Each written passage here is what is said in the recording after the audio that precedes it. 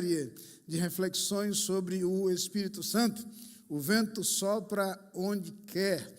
E para mim, pessoalmente, tem sido uma experiência muito boa poder me dedicar mais a esse tema, apesar daquela sensação de frustração de não ter como falar tudo, porque é muito conteúdo para pouco tempo, e a gente fica ansioso por identificar o que vale a pena compartilhar prioritariamente. Mas tem sido muito bom poder caminhar com os irmãos, conhecendo um pouco mais daquilo que a palavra de Deus nos diz sobre o Espírito Santo. E pensamos juntos aqui sobre o Espírito Santo como o dom de Deus, o presente que Deus nos dá. No domingo passado falamos sobre o Espírito Santo como o poder da igreja. O Espírito Santo como aquele que capacita a igreja a realizar a sua obra, a realizar o seu ministério. Mas hoje eu queria que a gente pensasse, não de forma coletiva, mas de forma mais pessoal, sobre o Espírito Santo como a marca do crente. E preliminarmente eu queria fazer um desafio para você. Eu sei que a gente ouve mensagens num lugar coletivo assim, pensando na igreja, pensando na coletividade. Pensar de modo pessoal é um pouco mais difícil. Às vezes a gente consegue ouvir um sermão pensando em alguém, né? Fulano devia estar ouvindo isso, né? É tão boa essa parte, né? Mas eu queria fazer uma proposta diferente. Reflita sobre aquilo que você vai ouvir pensando em você, pensando em sua própria experiência. Porque eu estou fazendo isso, pensando em minha vida e como minha vida precisa apresentar essa marca. Então, ninguém precisa saber o que você está pensando, ninguém precisa saber de que você está se lembrando, mas reflita sobre você, sobre sua vida, sobre sua caminhada. E a gente vai pensar, então, sobre o Espírito Santo como a marca do crente. É interessante perceber que, ao longo do Antigo Testamento, o Espírito Santo vai se manifestando, mas já mencionei um pouco isso aqui, o Espírito Santo se manifesta de forma pontual, de forma específica, e aí várias vezes você vai encontrar, veio o Espírito do Senhor sobre fulano, e ele fez isso, e veio o Espírito do Senhor sobre alguém, e ele fez isso, lembram disso? Várias vezes no Antigo Testamento a gente percebe isso, e o Espírito Santo dá capacitações específicas para situações pontuais. No Novo Testamento aparece algo diferente, aparece algo novo, e nós vamos ver no Novo Testamento que começa a haver o conceito de uma presença contínua, já a partir da referência a João Batista. Vejam que em Lucas, capítulo 1, versículo 15, quando a vida de João Batista é anunciada, veja como o texto bíblico fala: porque será grande diante do Senhor, e não beberá vinho nem bebida forte, e será cheio do Espírito Santo já desde o ventre de sua mãe. João Batista, diferente dos homens do Antigo Testamento, teria o Espírito Santo permanentemente com ele, algo presente ao longo de sua vida, um conceito novo. Querem ver um pouquinho mais? Quando o livro de Atos conta a história de Estevão, no capítulo 6, versículo 5, há uma referência à escolha dos diáconos e uma referência específica a Estevão. E o texto diz: e este parecer contentou a toda a multidão, a escolha de homens para ajudar os apóstolos, e elegeram Estevão, homem cheio de fé e do Espírito Santo, e Filipe, e Prócoro, e Nicanor, e Timão, e Pármenas, e Nicolau, prosélito de Antioquia. Fala-se de Estevão como alguém que era cheio do Espírito Santo. Não alguém que ficou cheio em determinada circunstância, que recebeu o Espírito Santo em determinado momento, mas não, como alguém que era cheio do Espírito Santo. Só para dar mais um exemplo, entre outros, quando a Bíblia fala de Barnabé, também em Atos, lá no capítulo 11, versículo 24, a referência à apresentação de Barnabé é a seguinte: porque era homem de bem e cheio do Espírito Santo e de fé, e muita gente se uniu ao Senhor. Fala do ministério de Barnabé ali em Antioquia, ele era cheio do Espírito Santo. Não foi cheio em um momento específico, mas ele era alguém que vivia permanentemente cheio do Espírito Santo. O que a gente percebe então é que a partir do Novo Testamento, principalmente a partir do dia de Pentecostes, com a descida do Espírito Santo, o conceito do Espírito Santo não como alguém que vem eventualmente, se manifesta de forma pontual, mas como alguém que está presente na experiência do crente, na experiência do cristão. É aquele que está permanentemente. Jesus várias vezes usa expressões que trazem essa ideia. Ele estará convosco, Ele habitará em vós, Ele estará para sempre convosco. Lembram-se, várias expressões usadas por Jesus dão a ideia dessa presença constante, dessa presença permanente. Mas eu queria que a gente tomasse como base para a nossa mensagem de hoje, principalmente o que está na carta aos Gálatas, no capítulo 5, versículo 22. Esse texto apresenta mais especificamente a marca do crente, o Espírito Santo como marca do crente, ao dizer: mas o fruto do Espírito é amor, alegria, paz, longanimidade, benignidade, bondade, fidelidade, mansidão e domínio próprio. O que eu queria conversar com vocês hoje era não sobre o Espírito Santo apenas como um presente de Deus, já falamos sobre isso. Não como o Espírito Santo como alguém que vem capacitar a igreja, já falamos sobre isso. Mas sobre aquilo que o Espírito Santo produz em nós, indivíduos. Aquilo que ele produz dentro de nós. Aquilo que ele opera em nossa vida e em nosso interior. Eu quero começar por lembrar que o Espírito Santo em nós confirma nossa identidade. O Espírito Santo confirma nossa identidade. Vejam o que Paulo diz na carta aos Romanos, no capítulo 8, versículos 14 a 16. Porque todos os que são guiados pelo Espírito de Deus, esses são filhos de Deus. Porque não recebestes o espírito de escravidão, para outra vez estardes em temor, mas recebestes o espírito da adoção de filhos, pelo qual clamamos, Abba, Pai. O próprio Espírito testifica com o nosso espírito que somos filhos de Deus. Lembra quando eu falei no primeiro sermão da série que o Espírito Santo nos é dado como o dom de Deus, o presente de Deus? Lembra que eu mencionei que o Espírito Santo é então o selo da nossa salvação? Lembram que eu mencionei que o Espírito Santo é o penhor da nossa herança? Aqui Paulo vai além, lembra que ele não apenas serve para garantir a nossa salvação, não apenas serve como adiantamento da herança que receberemos de forma plena no porvir, mas o Espírito Santo é quem nos lembra quem nós somos. Lembra que nós éramos escravos do pecado? Todo aquele que comete pecado é escravo do pecado. Conhecemos o Filho e o Filho nos libertou. E uma vez libertos, nós mudamos totalmente da categoria de escravos do pecado para filhos de Deus. E o Espírito Santo atesta com o meu espírito que eu sou filho de Deus. O Espírito Santo crava a minha identidade. O Espírito Santo mostra quem eu sou. O uso da expressão Abba, Pai, é significativa. É significativa porque Abba era aquela palavra da língua aramaica usada pela criancinha que quando começa a falar, aprendia a dizer Ima, mamãe, e Abba, papai. Abba fala de intimidade. Abba fala de filiação, Abba fala de proximidade, Abba fala de relacionamento, Abba fala de conexão. O Espírito Santo em mim me faz me dirigir a Deus e dizer Abba, Pai. Me faz sentir filho, Ele faz isso. O Espírito Santo testifica com o meu espírito que eu fui feito filho de Deus. Não por direito, não por conquista, não por mérito, não por realização, não por obras, não por ritual, não por nada que eu tenha feito, mas pela graça de Deus. Como presente de Deus, eu fui resgatado e fui feito filho de Deus. Esse processo de adoção é ratificado, é confirmado pela presença do Espírito Santo. O próprio Espírito testifica com o nosso espírito que somos filhos de Deus. Eu posso ter essa convicção, posso ter essa certeza pelo Espírito Santo que habita em meu coração e testifica com o meu espírito da minha filiação, da minha convicção de quem sou eu diante de Deus, porque em Cristo Jesus eu fui feito uma nova criatura. Eu nasci de novo. Capítulo 4 da carta aos Gálatas, do versículo 6. O apóstolo Paulo fala sobre isso e reforça essa mesma ideia. E ele diz: e por que sois filhos?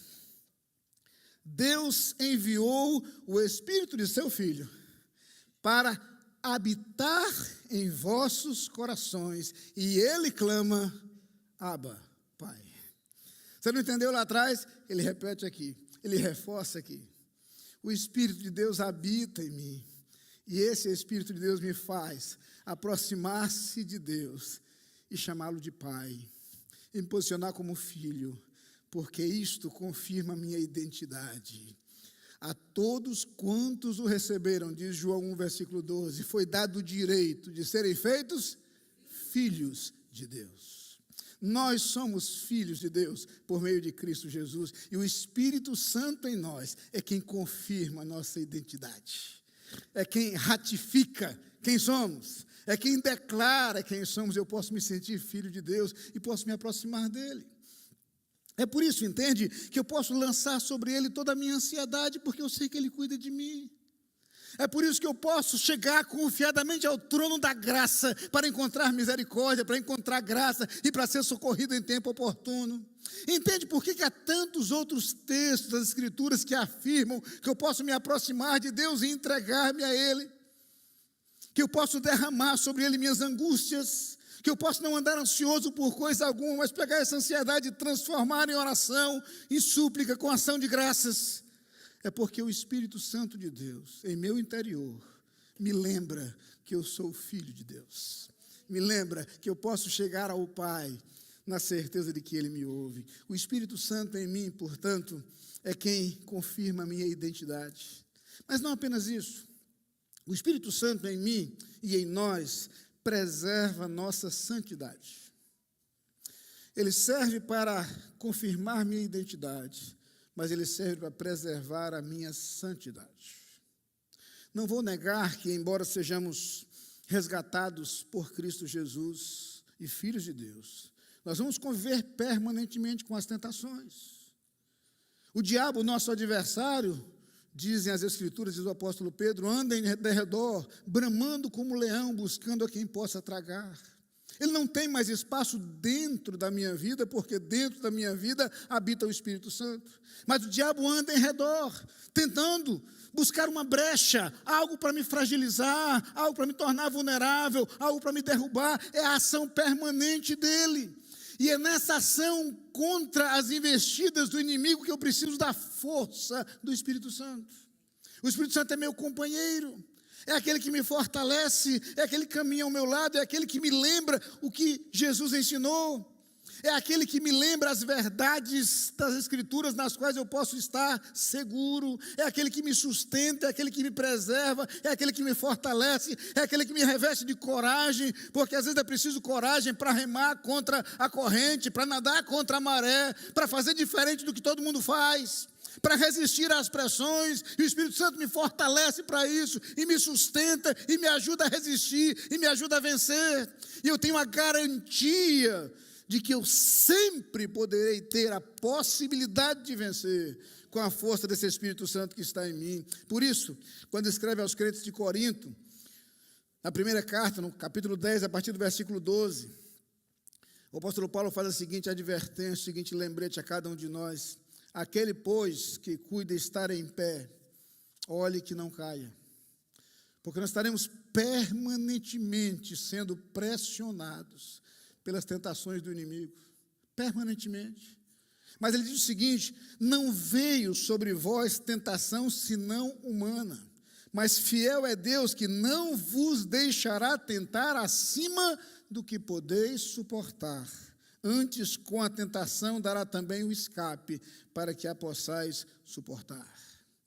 Eu tenho, sim, que conviver com as tentações permanentemente, mas eu tenho a garantia de que o escape é possível, de que a vitória é possível. Eu não sou mais escravo do pecado. Eu tenho a possibilidade de vencer a tentação, e é exatamente aí que o Espírito Santo caminha comigo, e trabalha comigo, e me fortalece, e me guia, e me ilumina, e me orienta, e me faz lembrar as verdades da palavra de Deus que me fortalecem. E quando eu busco a sua força para superar as tentações, para resistir às pressões, o Espírito Santo está comigo. Ele me dá força para resistir às tentações. Na batalha diária, na batalha permanente, nas coisas em que nós somos tentados a abrir espaço, a ceder espaço, nas coisas em que o inimigo tenta nos fragilizar, nos enfraquecer, minar a nossa resistência, naquelas áreas de nossa vida em que nós somos mais vulneráveis, somos mais frágeis, e cada um de nós tem áreas de sua vida nas quais é mais frágil, e o inimigo sabe disso, e ele vai agir estrategicamente nessas áreas. E eu preciso da força do Espírito Santo para que eu possa vencer as tentações, mas a palavra de Deus me garante que a vitória sempre será possível. Sempre será possível. Não caminharei imune às tentações. Já dizia o teólogo Martinho Lutero: eu não posso impedir que um pássaro sobrevoe minha cabeça, mas eu posso impedir que ele faça um ninho. As tentações e os maus pensamentos podem sim passar por nossa mente, porque passarão. Mas alimentar esses pensamentos vai me fragilizar e vai me fazer susceptível a cair. Eu preciso do Espírito Santo comigo para me fortalecer diante das tentações. Eu preciso tê-lo como meu aliado para me fortalecer e me sustentar diante das tentações. O Espírito Santo não apenas é a minha garantia de quem eu sou, da minha identidade, e não apenas preserva a minha santidade, mas é bonito perceber que o Espírito Santo manifesta o nosso caráter. O Espírito Santo manifesta o nosso caráter. E aqui é preciso entender que a palavra de Deus se refere àquilo que visivelmente manifesta o que é invisível. Quando a gente fala de marca do crente, o que eu quero ter em mente é aquilo que as pessoas conseguem ver em mim, que será um reflexo do que eu sou intimamente. Aquilo que se manifesta como expressão de quem eu sou. Aquilo que é visível, aquilo que é perceptível, aquilo que é notório, aquilo que as pessoas conseguem identificar no modo como eu vivo e na pessoa que eu sou. E é por isso que o que o Espírito Santo produz em minha vida é uma atitude, é um comportamento diferente. Isso fica muito claro quando Paulo escreve aos Efésios, e ele fala no capítulo 5 a respeito disso. E ele começa por dizer no versículo 18, citamos esse texto na semana passada, você deve se lembrar bem. Ele diz: não se embriaguem com vinho, pois isso leva à devassidão, mas deixem-se encher do Espírito. Outra versão, enchei-vos do Espírito. Estão lembrados daquela palavrinha que vocês decoraram a semana passada? A palavra grega plerouste. A palavra usada por Paulo aqui é plerouste, traduzida às vezes por enchei-vos, deixem-se encher. Alguns detalhes importantes sobre essa palavra, sobre a qual eu já falei a semana passada, não vou repetir. Um detalhe, ela está no imperativo. Paulo dá claramente um comando, uma instrução. Está no modo imperativo. Outro detalhe, está na voz passiva. Não somos nós que produzimos isso, mas o Espírito Santo nos enche. Nós somos passivos, nós permitimos que Ele encha a nossa vida. Nós abrimos espaço, nós abrimos a porta da nossa vida, mas é Ele quem nos preenche, é uma ação dEle. E aquele detalhe que eu mencionei a semana passada, o tempo é presente, dando a ideia de uma ação contínua. Não de uma ação pontual, como indicaria o tempo auristo. O tempo presente significa ação permanente. Se eu pudesse traduzir, literalmente dizia: deixem-se encher continuamente do Espírito Santo. É essa a ideia. Permita que o Espírito Santo vá enchendo a vida de vocês constantemente, permanentemente e progressivamente. É essa a ideia. Mas aí o texto não para aí, você precisa em casa ler o resto, porque não dá para ler aqui. Porque na hora que o Espírito Santo vai enchendo a minha vida, isso vai mudando quem eu sou, porque muda o modo como eu vivo e como eu ajo. E Paulo prossegue falando sobre esse efeito. Logo em seguida ele diz: falando entre vocês com salmos, hinos e cânticos espirituais, cantando e louvando com o coração ao Senhor, dando sempre graças por tudo a nosso Deus e Pai, em nome do nosso Senhor Jesus Cristo. E aí prossegue, sabe o que ele vai dizer? Ele vai falar em seguida sobre relacionamento entre marido e mulher. Depois vai falar sobre relacionamento entre pais e filhos.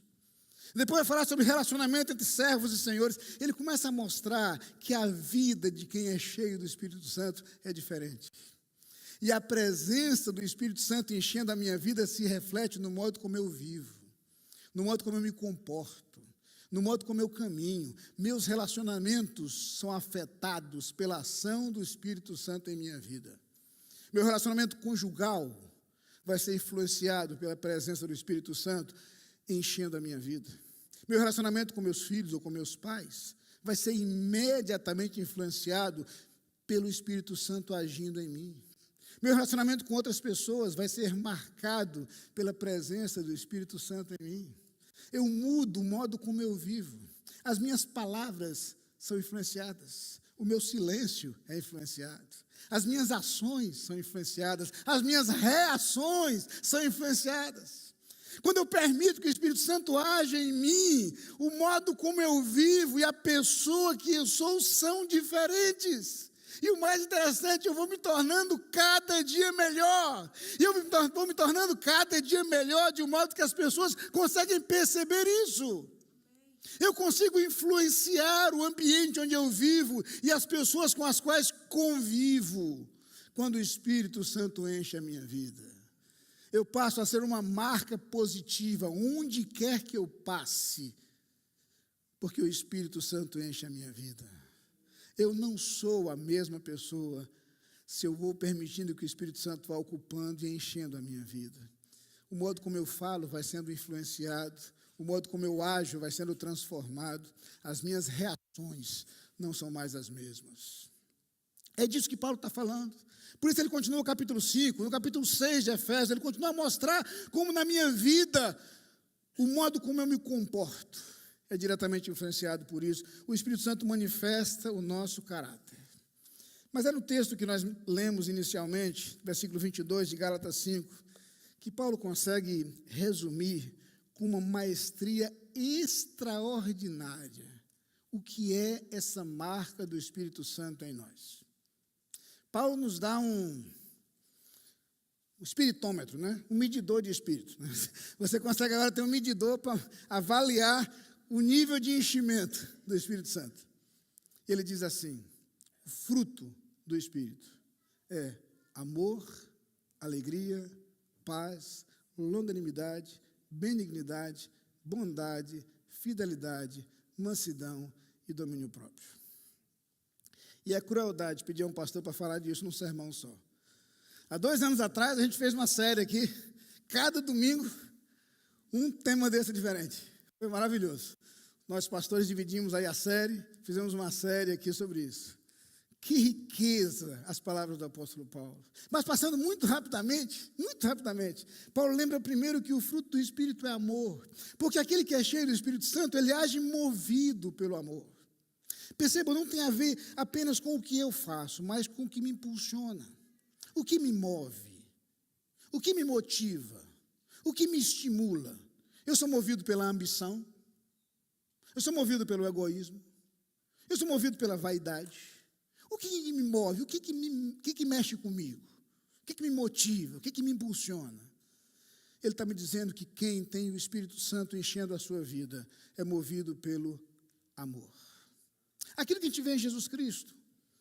E muitas vezes os evangelistas dizem que ele agia movido de íntima compaixão.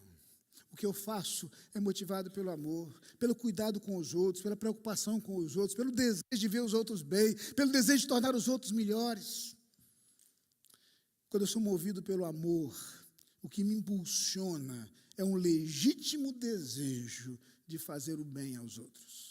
Amor. Mas ele prossegue dizendo que o fruto do Espírito é alegria. E não é alegria eventual.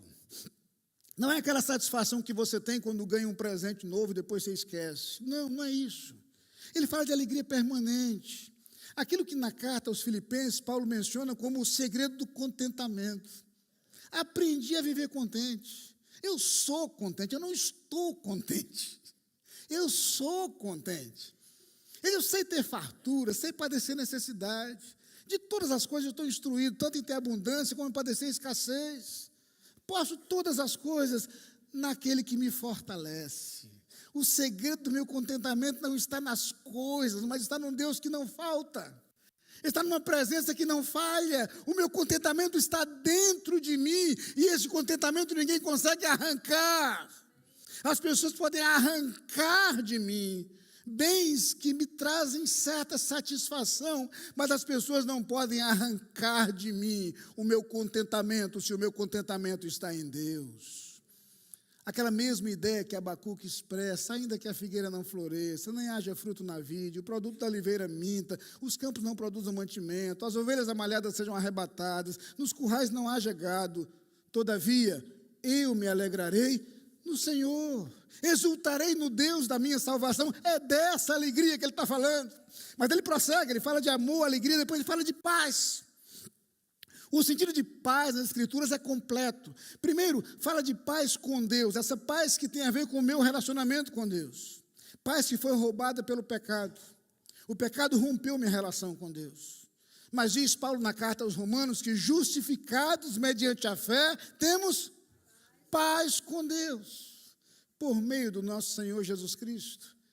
Minha relação com Deus é restaurada, eu tenho paz com Deus.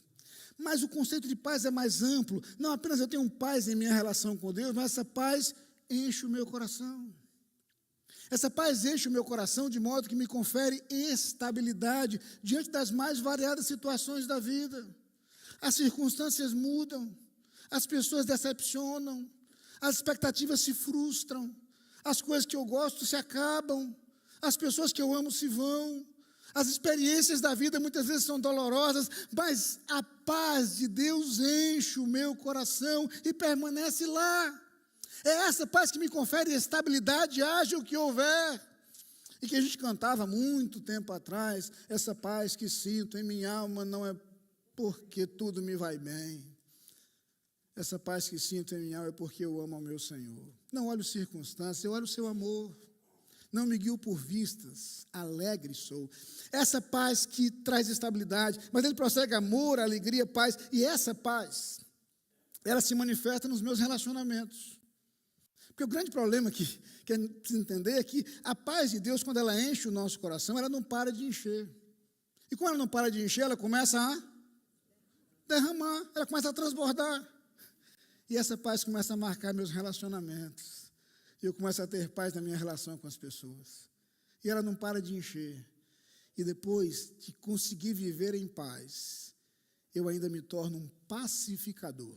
Eu passo a ser um construtor da paz, um promotor da paz. Onde eu vivo não apenas há paz, mas eu consigo trazer paz para os lugares onde não havia. A minha presença traz paz. A minha presença gera paz. Eu não sou um gerador de conflitos, sou um mantenedor de conflitos, um alimentador de conflitos. Eu sou alguém que chega para trazer paz. Eu preciso correr. Amor, alegria, paz. E ele prossegue. Ele fala de longanimidade. Eu sei que vocês não perceberam ainda, mas aqui para nós, bem baixinho, tem gente difícil. Tem gente complicada. Então, você não tem conhecido ninguém ainda, mas aí você vai acabar conhecendo. Tem gente difícil. Tem gente que não ajuda. Tem gente que não é fácil. Conviver não é tarefa fácil. Conviver não é tarefa fácil. Lembro de um versinho que eu li uma vez muito interessante. Viver com os santos no céu, ó que glória.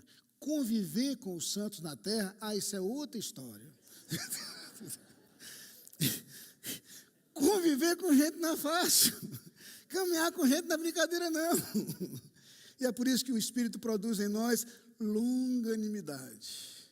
É paciência com os outros. É conseguir ser paciente, é conseguir contar até 10, é conseguir pensar 2 vezes, é conseguir não reagir de forma impulsiva. Nós precisamos disso. O Espírito produz isso em nós. Às vezes não é o natural da gente, não. Tem gente que, né? Eu conheço gente que tem um estupim bem curtinho.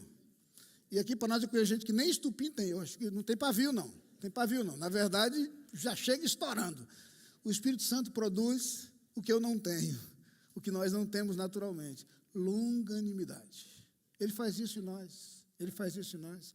Mas ele prossegue, depois de longanimidade, ele fala de benignidade. Benignidade é aquela capacidade de fazer bem. A sua presença faz bem. A sua influência faz bem. Eu me lembro bem que quando eu era na minha infância e adolescência, eu inventava de jogar futebol. E às vezes o pessoal escolhia o time, lembra? Fulano, fulano, fulano. Era uma briga por causa do meu nome. Todo mundo me queria no outro time. Era um negócio impressionante. Bota no seu time, bota ele, vai para o gol. Certo? Definitivamente eu não era benigno para time nenhum. Eu podia ser benigno para o adversário. Eu não fazia bem ao time. A minha presença não fazia muito bem ao time. Não sei por quê, mas não fazia muito. Benigno é aquele que produz o bem.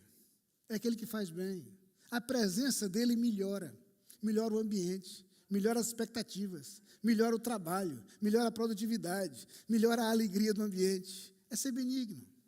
Mas depois ele fala, junto com benignidade, de bondade. Bondade aqui se refere a caráter. Ser bom de caráter. É fazer o bem. É fazer as coisas certas. É comportar-se dignamente. É caminhar corretamente. Estão vendo por que é difícil falar num sermão só? Eu vou avançar. Depois que ele fala de benignidade e bondade, ele menciona então fidelidade. Algumas traduções trazem fé. A palavra, na verdade, é a mesma, pistes. Mas o contexto aqui claramente não é de fé, e sim de fidelidade. Ele está falando do fruto do Espírito nos nossos relacionamentos. Fidelidade tem a ver com confiabilidade. Uma palavra muito usada aqui na América, né? É você conhecer alguém que é reliable. Você pode confiar nele. Até porque a palavra dele é sim, sim, não, não. Se ele disse, pode ter certeza que é assim mesmo. O Espírito Santo faz isso em nós. Nós somos pessoas honestas, pessoas verdadeiras, pessoas sinceras, pessoas que se expressam de tal maneira que as pessoas podem confiar, porque aquilo que nós dissemos é a verdade. O nosso comportamento é honesto. Nós somos fiéis. É isso, fidelidade. Mas Paulo menciona, depois da fidelidade, mansidão. E mansidão, é preciso entender o seguinte: mansidão não é fraqueza. Mansidão não é fragilidade. Por isso, o próprio Jesus fala de si mesmo, dizendo, sou manso e humilde de coração. Mansidão tem a ver com a serenidade que vem da segurança. Jesus era manso porque ele sabia se comportar diante de quem o aplaudia, ele sabia se comportar diante de quem o acusava. Ele sabia se comportar diante de quem o apoiava, ele sabia se comportar diante de quem o combatia, porque ele sabia quem ele era. A segurança pessoal traz mansidão. Alguém já disse que ter mansidão não é não ter força para reagir, ter mansidão é ter poder sob controle. Eu tenho poder para me vingar, mas eu não me vingo porque eu tenho poder sob controle. Não é o poder que me domina, mas eu domino o meu poder. Eu domino a força que eu tenho, eu domino a possibilidade que eu tenho, eu domino as oportunidades que eu tenho. E eu ajo de forma mansa. Não é o fato de você não ter a possibilidade de se vingar. É o fato de você ter a oportunidade de se vingar e não fazê-lo. Lembra-se de Davi, perseguido por Saul, quando teve a oportunidade, mais de uma vez, de matar Saul, e não fez? Entende agora por que Davi é dito como alguém segundo o coração de Deus? E depois você vê Jesus dizendo, eu sou manso e humilde de coração. Essa capacidade de fazer o bem, mesmo quando temos a oportunidade e o impulso, a tentação para fazer o mal. Finalmente, Paulo menciona o domínio próprio. E o domínio próprio é a capacidade de se conter e de se controlar diante das tensões, diante das pressões, diante das tentações. É conseguir responder às mais variadas pressões e tensões da vida com segurança, com serenidade. William Barclay, comentarista da Bíblia, diz que esse domínio próprio é a virtude que torna um homem tão dono de si que é capaz de ser servo dos outros. Faz um homem tão dono de si que ele é capaz de ser servo dos outros. Em síntese, o que Paulo está dizendo é que quando o Espírito Santo enche a minha vida, o meu comportamento reflete amor, reflete alegria, reflete paz, reflete longanimidade, reflete benignidade, reflete bondade, reflete mansidão e reflete domínio próprio. O modo como eu vivo e quem eu sou reflete ou refletem a ação do Espírito Santo. Essa é a marca do crente. Essa é a minha marca. É a marca que Deus deseja ver em mim. É a marca que as pessoas precisam ver em mim. É a marca que o mundo precisa conhecer. Irmãos, precisamos de crentes que tenham essa marca e de igrejas que tenham essa marca. Igrejas cuja vida, cuja conduta, cujo caminhar, cujas decisões reflitam essa influência do Espírito Santo. Crentes cujas decisões, cujos sonhos, cujos projetos, cujas atitudes reflitam essa presença do Espírito Santo.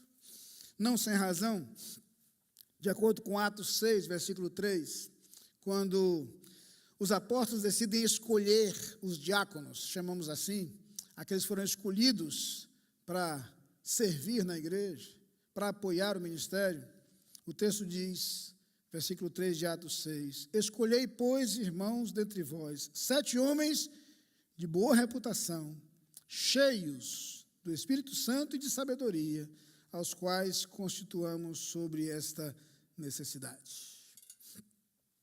O Espírito Santo é o dom de Deus, e todo aquele que recebeu Jesus no coração tem o Espírito Santo presente, vivendo no seu coração.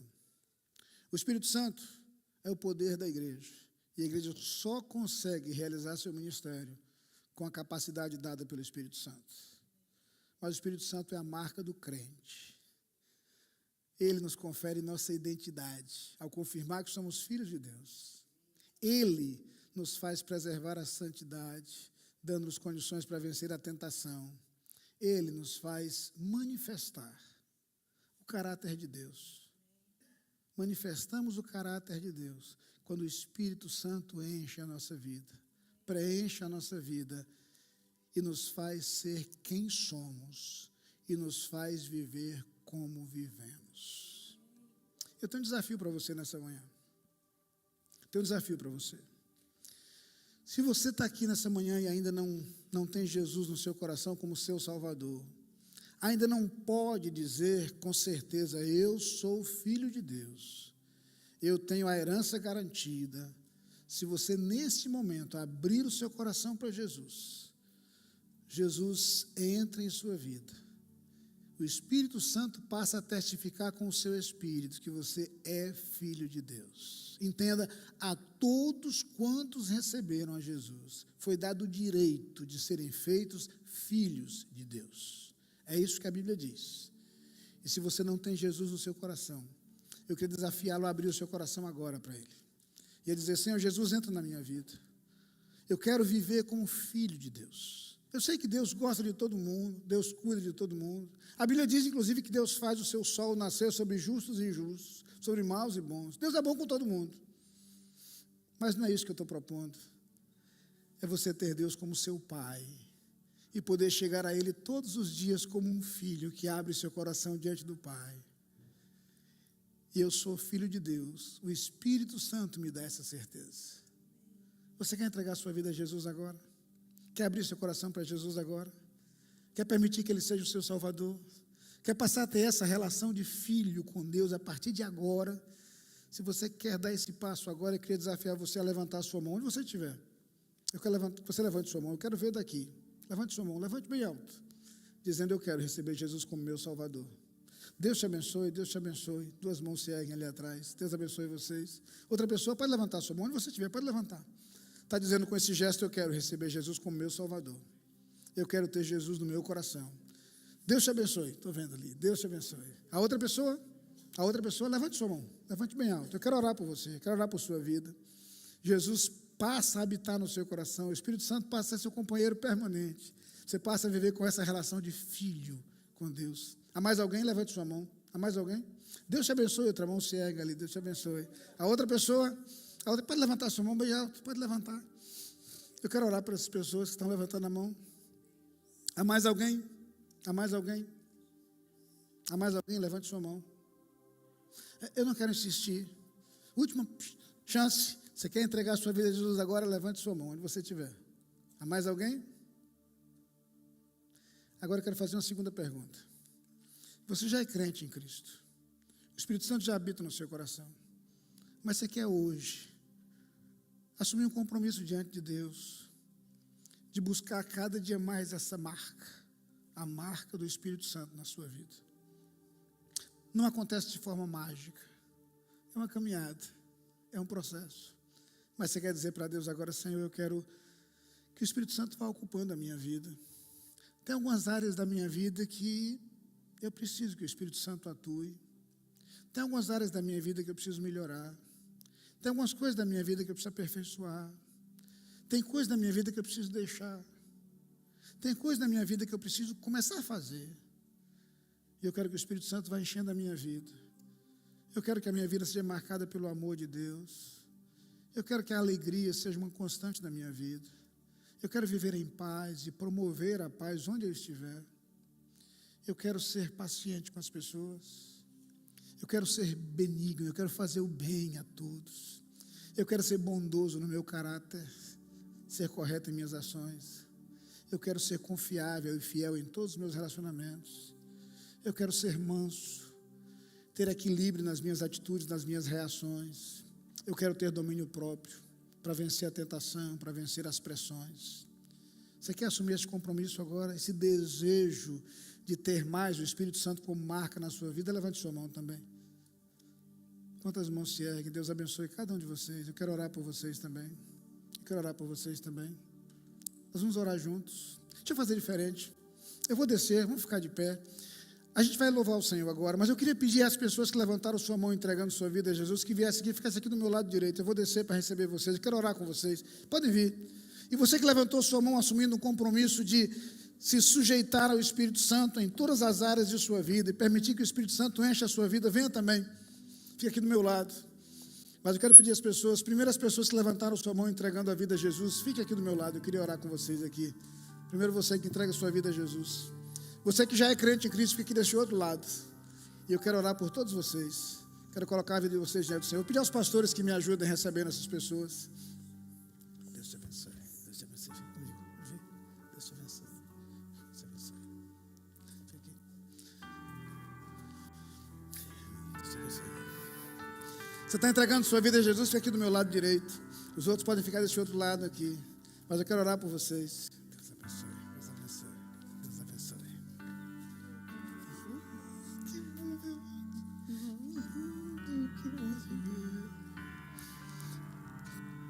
Pode vir, pode vir, pode vir. Quer entregar sua vida a Jesus agora?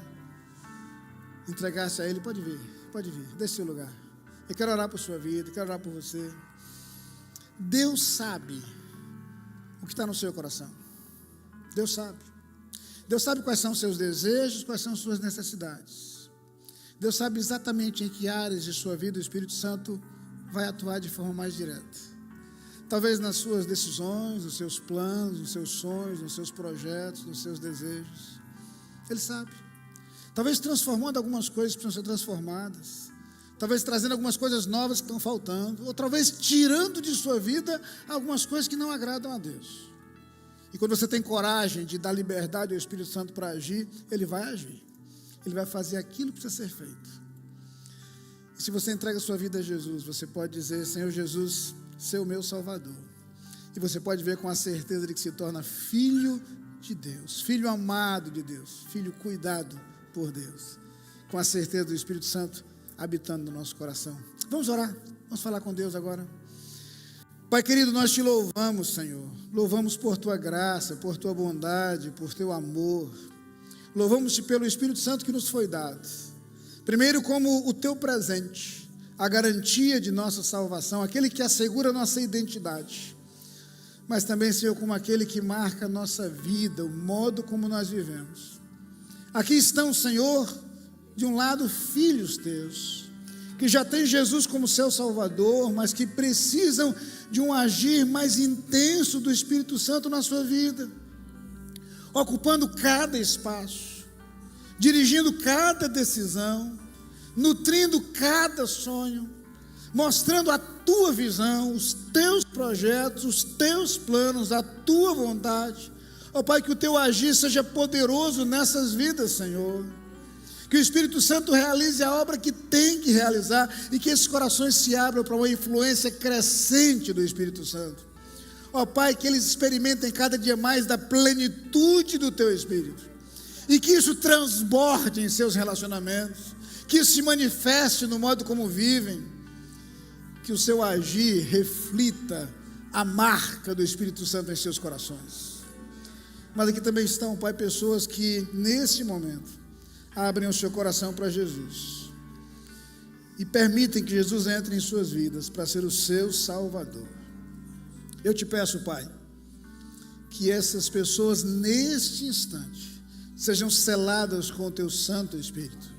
Escreve este nome no Teu livro, Pai, que elas passem a viver com a certeza de que são Teus filhos e caminhem todos os dias de suas vidas com a Tua presença. Ó Pai, faze-as ter a certeza da vida eterna, do perdão dos seus pecados, que a paz de Cristo encha os seus corações. Ó Pai, a todos nós, Teus filhos e Teu povo, dá-nos a graça de conhecer mais de perto o Teu Santo Espírito, de caminhar ao seu lado e de permitir que o Espírito Santo que está presente em nós inunde a nossa vida, ocupando todos os espaços. Quem somos e o modo como vivemos reflita a marca do Espírito Santo em nós, como indivíduos e como igreja. Eu peço em nome de Jesus, amém.